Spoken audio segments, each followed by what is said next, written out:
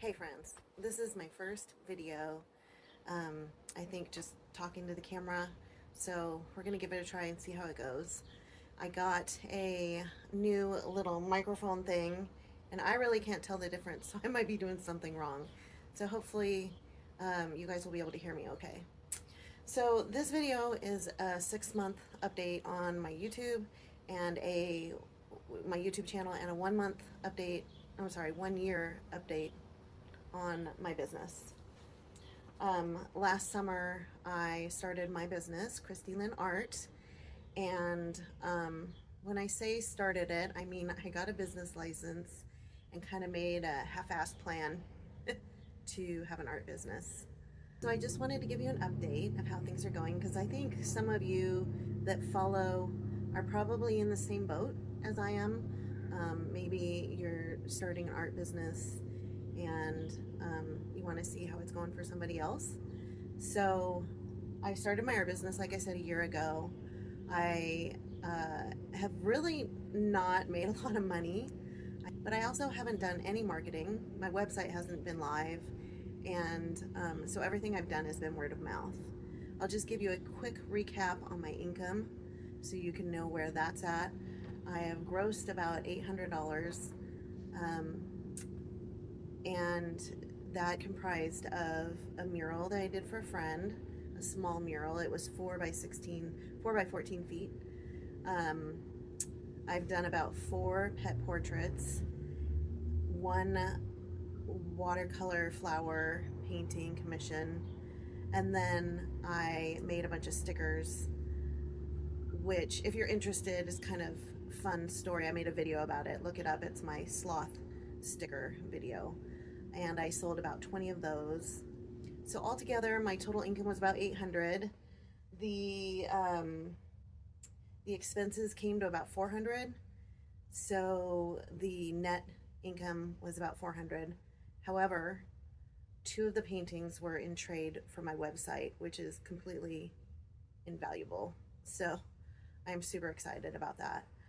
My friend Michelle Andreas at Accent 45 Web Design is designing my website, and it's almost done, and I can't wait to see it go live. Anyways, so I'm just looking at my notes here because I can't remember all this. Oh yeah, so my expenses were about half that, mainly from the mural, and also the stickers. Although my expenses were quite high, I still have 80 stickers left to sell. So if those end up selling, that would be a good income for those. So the expense to income ratio is a little bit skewed, but I'm okay with it because I haven't done any marketing. Like I said, all I did was, my friends have commissioned me, and then I did post these stickers on Instagram.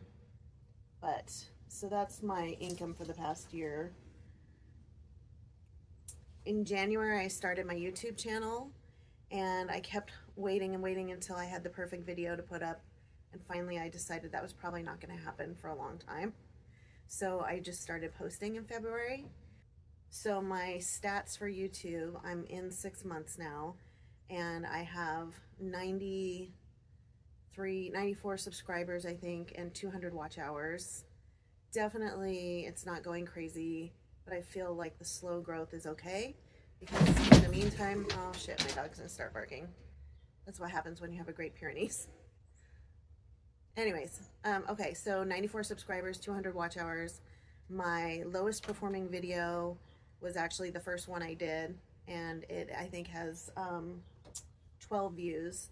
And then my highest performing video was a sketchbook kit tour video, and that has done over 5,000 views at this point. So it's really funny and interesting to see what takes off and what doesn't.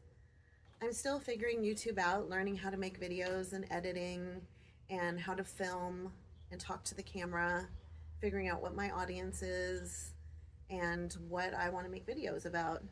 The main reason I decided to start a YouTube channel was number 1, exposure for my art, and number 2, community. I just love talking about art with other people. It's so motivating and inspiring. So that's something I'm really excited about. So after taking a look at how much money I've made art wise, I realized I need to be a little more aggressive and have a plan on where I'm going with selling my art.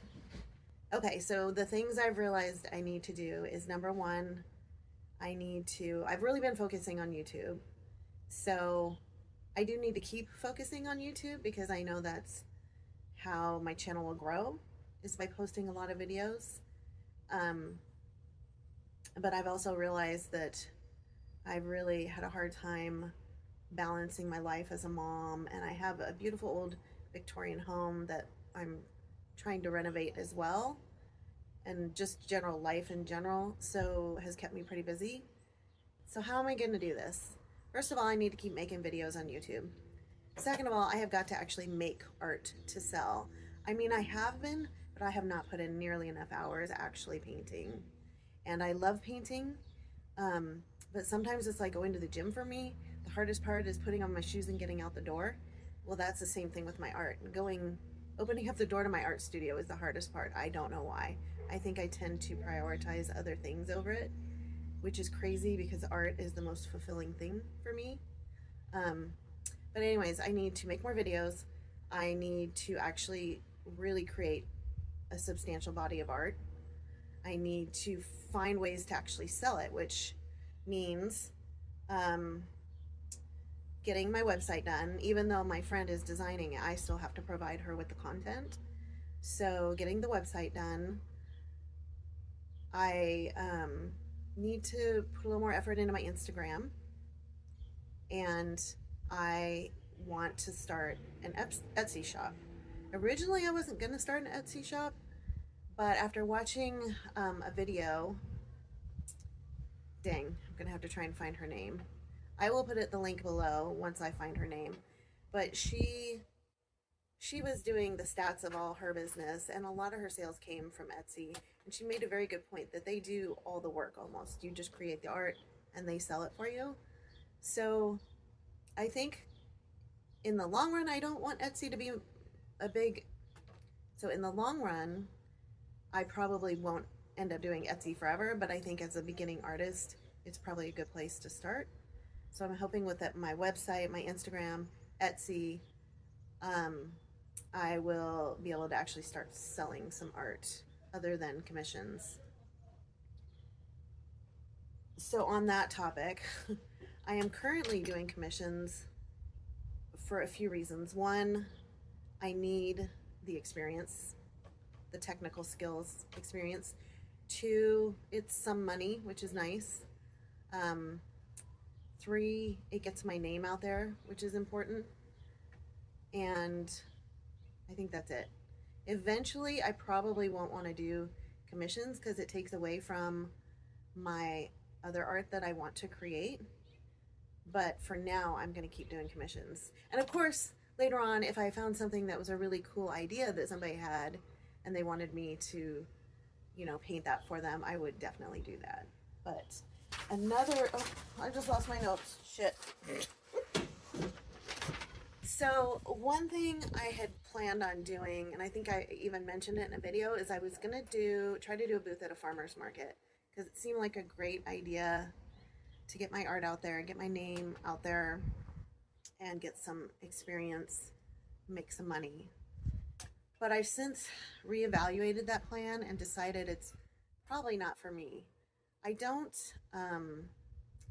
need to work as a full-time artist.